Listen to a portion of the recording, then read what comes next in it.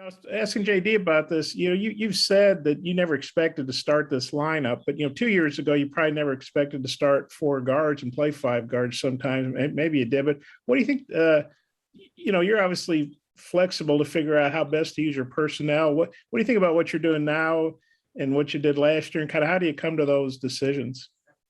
I mean, I think that I think one, having a pro background, whether there's trades or free agency or guys getting called up or not getting sent down, just the minor league / NBA, you're used to changing rosters and trying to figure out what's good for your team. And obviously, you mentioned a couple of years ago that, our,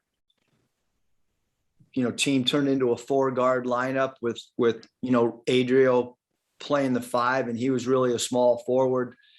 And then this year it's turned into a bigger lineup. I know that, the big thing is, at least usually you're thinking about how do you get your 5 best players out there. But this year has been a little bit more, how do we come up with more of an identity and a style of play? And so that bigger lineup has given us that. I think that, when you take kind of a 360-degree view and look at your team and where we were after we had lost 3 games in a row,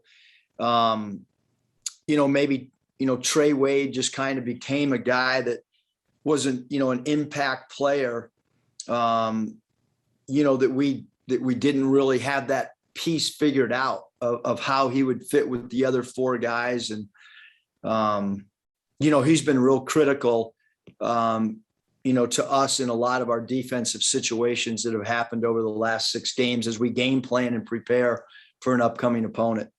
And with JD being maybe your only true guard, I mean, I know Stanley and Adisa probably wings, but Jalen handles the ball well for a big guy. Those other guys, it seems like a pretty good ball handling team, even with the size. How do you feel about that? Maybe just the chemistry they've got, plus with the guys coming off the bench, you seem to have a pretty good rotation now you can go with. Yeah, I mean, I call it a team-friendly style, because all 5 of those guys are willing to share the ball. I don't feel like any of those 5 guys are over-dribbling. Certainly we feel like, because it's happened in games where Jalen Williams has actually brought the ball up the floor for us and initiated offenses. It hasn't happened a lot, but we do feel comfortable enough that he can bring the ball up against any center in the league. Certainly, Trey Wade is a great ball mover for us, Bob. And I think that Stanley is used to having the ball in his hands so much. He's used to seeing double teams when he was at South Dakota. So we feel comfortable with him having the ball in his hands. And then obviously, Adisi's done a great job as a decision maker for us. And you're talking really about Wade, Adisi, and Jalen Williams. Those 3 guys in particular just never over dribble. And that really helps your offensive spacing as well. And then JD just said he thinks he's going to have about 50 people there. Heck, you guys might have as many people there as Georgia does. What do you think about him going back to his home state to play? How fired up he is? And just what do you thought about the season he's put together? Really become a pretty good all-around player, everything. Well, first of all, Bob, thanks for telling me that he might have 50 people, because I got a bunch coming, with my wife being from Atlanta and her mom coming and her brother and her sister, and knowing that Chance Moore is from the ATL as well, and then Trey Wade. So I'm sure our ticket allotment will go very, very quickly. But look, JD's had a great season so far. I think anytime that you're going and playing close to home, you want everybody to stay focused and understand that, yes, you might be playing in front of family or friends or whatever, but, you got to get yourself ready to play the game and not have any distractions as well. Yeah, I got a couple more if time allows. I'll turn it back to Kyle. Thanks, Eric. There you go. Eric, if you look at the schedule, just the wins and losses, it's easy to say, it's the same thing as last year. They're doing it again, slow SEC start and then going on a streak. But when you take everything else into account that the fans don't see, do you feel like it's similar to last January, or is it, a totally different thing? No, I think every year, your team takes on, a different personality. And, we have this road game coming up, which is so difficult to win on the road. We saw what Georgia did their last home game by beating Alabama. Our schedule is really difficult moving forward. And, you can't say, well, last year we did this, and so that's going to be duplicated, because every game takes on its own kind of theme. In those 40 minutes, there's a lot of stuff that you might have planned and it doesn't go as planned. And so you got to have a plan B and a plan C and be ready to adjust in each 40-minute game, let alone when you look at how you played, in January or February the year before. But I will say this, our film sessions of late have been relaxed. People are starting to understand exactly what the expectations are. Our film sessions have been funner. We've created internal awards behind closed doors that we do with the guys of late. So, I think that along with winning, 6 games in a row, you do build some confidence, camaraderie, but you can never lose your competitive desire and your competitive nature, even though we played well, the last 6 games. Scotty? And Coach, just going to talking about JD for a sec. How have you seen him react throughout the year to being the guy, at the top of the other team's scouting report, pretty much each game? Like, how do you feel like he's handled that? Probably a 10 out of 10, Scotty. He doesn't flinch, man. I mean, he's steady. He is the focal point. Obviously, we know that of other teams' scouting reports. He's a focal point defensively, but he really is so tough-minded. Like it's never concerned me at all. Even at the beginning of the year, how he would react. I think he likes playing in big moments. He has great internal confidence. So I think he's done a great job. His same personality as last year. It's not often you can have a guy come off the bench one year, be your 6th man, then he's the leading scorer in the league the next year, and you see zero difference in his personality, both behind closed doors in practice, and I see very little difference, when he's playing in a game either. Yeah, I was thinking earlier today about a couple of games in December. You got upset a little bit after a few of them with Stan for maybe giving up too many threes or not defending inbounds plays properly. Just how have you seen his individual defense grow and his role in you guys' defensive success develop over the last month? Yeah, I think really, Scotty, Trey, Adise, and Stan, all 3 of those guys have kind of figured out what we want done. Adise has been awesome. And he's changed too. I mean, he wasn't contesting threes like we wanted. He was giving up a little bit too much airspace against, shooters. But Stan, I mean, we were very honest in post-game assessments that he needed to rebound better, especially defensive rebound better, as well as defend. And you're talking about, like, Stan was strictly a 4 and was playing a little bit of 5 early in the year. And now he's played almost exclusively at the small forward spot. So his defensive assignments have become more perimeter oriented and what you would consider harder defensive assignments, yet his productivity defensively has grown. And he's actually playing better defense as a 3-man than he was at the 4 or even some small ball 5. So he's really picked it up, Scotty, tremendously on the defensive end. Let me know if you've got more questions in the chat. Hutch? Yeah, Coach, Georgia only has the one SEC win, but it was against Alabama. Is that something you're able to kind of point to and show the guys like, hey, they may not have the best record, but they're capable of beating anybody on any given night? Yeah, I think anybody in our league is, Hutch, can beat anybody. And certainly their last home game, we've talked a lot about, we kind of showed our team the 5 bullet points on how Georgia beat them. And then on the flip side, the 5 bullet points on maybe why Alabama lost that game. But certainly, number 3 at that small forward / they'll play him at some 4 small ball. can really score the ball. He's 9th in the league in scoring, and Bauman's 20th in the league in scoring. And obviously we know him from playing against him at San Jose State, and in 3 balls made, he's 2nd in the SEC. So we've got to stay attached to him, and Bridges inside's done a really good job. 8th in the league in offensive rebounds, 3rd in the SEC in field goal percentage. So Jalen will be assigned to him, and he's got to do a good job inside. But this is a team that's 4th in the SEC in field goal percentage. So we've got to guard them. We've got to get back in transition and do a good job on the defensive backboards as well. And I wanted to get your thoughts on a couple of guys we haven't seen a lot lately, Jackson and KK Robinson. How have they handled like the lack of playing time? How are they looking in practice, and how are they coming along? Yeah, I mean, I think both those guys, young players, sophomores, continue to work. I think the big thing right now is, when you got a group of 6 players that are playing so many minutes, we didn't practice yesterday.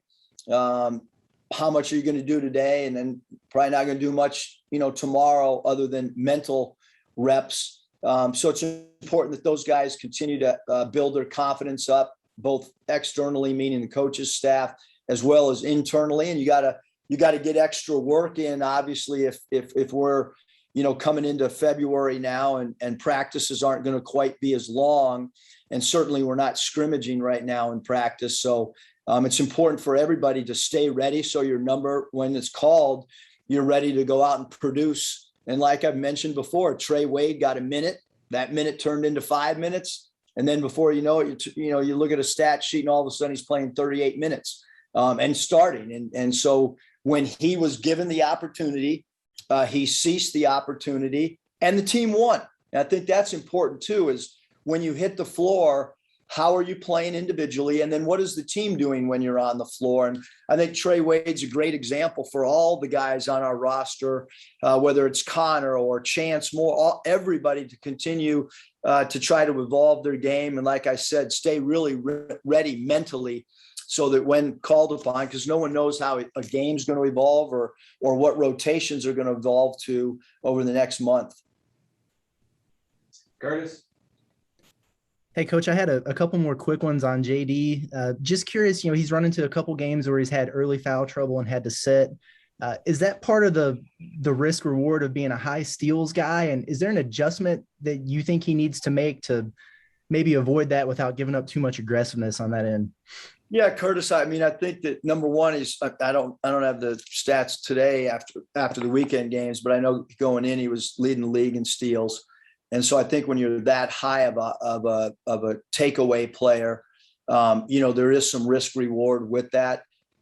He sets the tone on the ball for us defensively while we have a bigger lineup kind of playing behind him. So, I've wanted him to be aggressive because he's got, a back line at the off guard, small forward, power forward that's got some good size.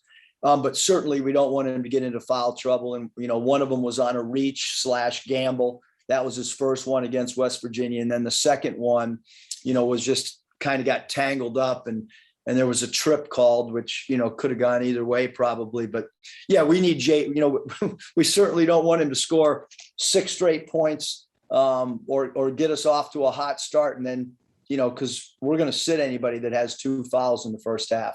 We need him to play more than 3 minutes for sure. And then it seems like when guys get that foul trouble, they have to sit for an extended period of time. Sometimes it's difficult for them to catch a rhythm when they do come back in. Doesn't seem like that's really been a problem with JD. I wonder what your thoughts are on how he's responded in those situations. And do you think maybe coming off the bench in that 6-man role last year helps him when he's in that spot? JD's just a baller, man. So,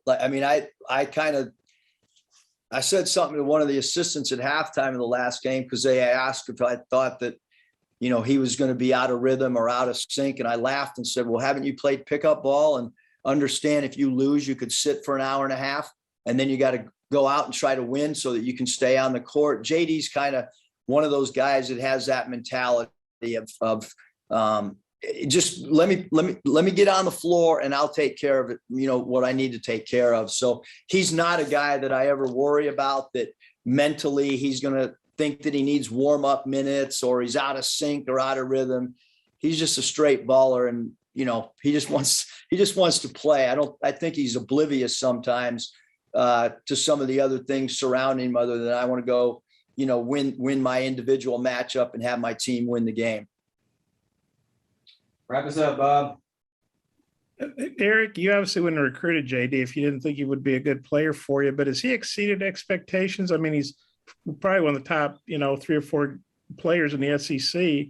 And how far do you think his game has progressed since he got here as a redshirt to where he is now? And where have you seen the most growth? Yeah, I think that when we originally recruited him, it started at Nevada. And we felt like he could be a starting point guard for us off a team that was, ranked in the top 10 for 17 straight weeks. And we knew that we were losing both Martin twins, and that we needed a player that had potential to really put points on the board. But his growth, Bob, I don't know if I've been around a college player and seen such growth in such little time. I mean, he's so much more disciplined on both sides of the ball. He understands offensively that you've got to get a shot on goal. He understands our offense. I mean, the growth, I could go on and on. We would need Kyle to try to go down there and stop practice and halt it for an hour if I wanted to go through all the things that he's improved on. Because when he came here, he was an ultra talented player who really needed to understand concepts on both sides. And he's still learning, to be quite honest, he's still evolving as a point guard. He's a scoring point guard right now.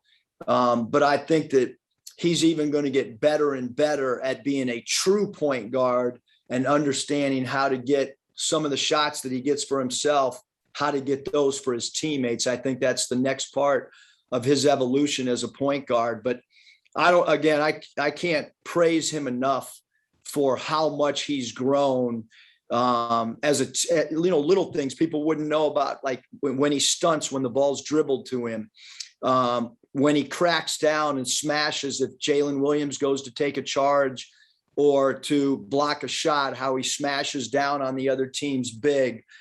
From a concept standpoint, he's, like I've said, grown as much as any guy I've been around.